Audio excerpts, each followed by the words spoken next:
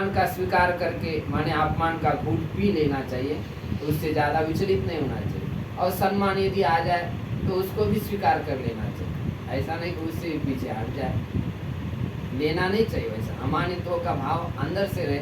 लेकिन कई जगह पर ऐसी स्थिति रहती है कि व्यक्ति यदि अच्छा काम करता है तो एक नियम ही है, कोई अच्छा काम करता है उसकी तरफ सम्मान भी आएगा। तो उससे बचाने के लिए हमेशा ये सूत्र दिया अध्यात्म में कि अमान देना मान देना। व्यक्ति हमेशा निर्माणी रह करके दूसरे को सम्मान देते रहे, और ऐसे कर्म करते हुए यदि वो जीता है तो उसके कर्म उज्जवल हो जाते। मुक्त संगो अनहमवादी वृत्युत्साह समन्विता। कैसे कर्म करने चाहिए आगे अष्टादश अध्याय में बताएंगे।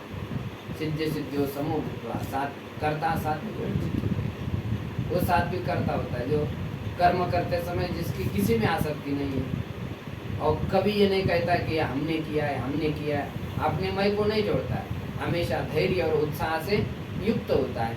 ऐसा जो करता था वो सात्विक करता था। ऐसे सात्विक कर्ता बन करके यदि कर्म किए जाते हैं तो वे मोक्ष प्राप्ति के क्या बन जाते हैं, साधन।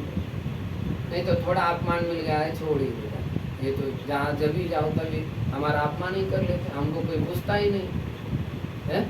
ऐसा बोल करके जो काम शुरू किया था उसको छोड़िए, ऐसा नहीं करना। परीक्षा तो होती रहेगी, सभी लोगों की परीक्षा होती है, चाहे कोई झाड़ू लगा रहा है उसकी भी परीक्षा हो रही है, चाहे रसोई का काम कर रहा है उसकी परीक्षा हो रही है, बढ़िया से बढ़िया कोई ऑफिसर बन गया, बढ़िया से बढ़िया प्रधानमंत्री बन गया, हाँ सबकी परीक्षा, जिसमें कोई पीछे नहीं छूटा। खिंचाई सबकी होती, चाहे अच्छा करो चाहे बुरा करो, दोनों में खिंचाई होती है। बुरा करने वाले कौन सा है सब पीछे छोड़ा है, बुरा करते तो हरदम जो है ठोके खाते रहे। तो परीक्षा तो सब में होती है, लेकिन यदि अच्छाई में यदि परीक्षा दी जाए तब तो फिर दोनों हाथ में लड्डू मिल जाएंगे। नहीं तो बुराई में परीक्षा देंगे तो यहाँ भी पीटे जाएंगे और तो ऐसे कर्म हो जो यहाँ पर बंधन में न डाले, अनासक्ति पूर्ण हो।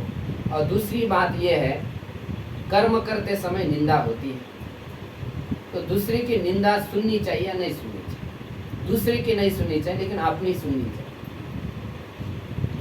दूसरे की कोई कर रहा है निंदा, परस्पर में एक दूसरे के बारे में सुनाते, लेकिन स्वयं की यदि कोई कह रहा है तो उसकी निंदा सुन लेनी चाहिए। तो उससे क्या हो जाता है, अपने पाप नष्ट हो जाता है, अहंकार ज्यादा नहीं आता, अपने में सुधार होता है। हाँ, अपने में सुधार होता है। कोई यदि बोलता है, निंदा का मतलब अब कोई आपने में दोष हो तो वो भी ईमानदारी से स्वीकार करेगा, हाँ भाई ठीक है हमारे में दोष है, तो उसका व्यक्ति क्या कर लेता है, सुधार कर लेता है।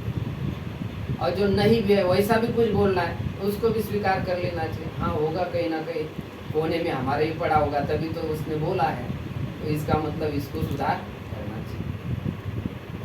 तो दूसरे श्लोक में दुर्योधन ने कहा, यदिच्छसि वशी कर्तुम जगत एकेन कर्मणा परापवास सस्येभ्यो गाम चरंती निवारय।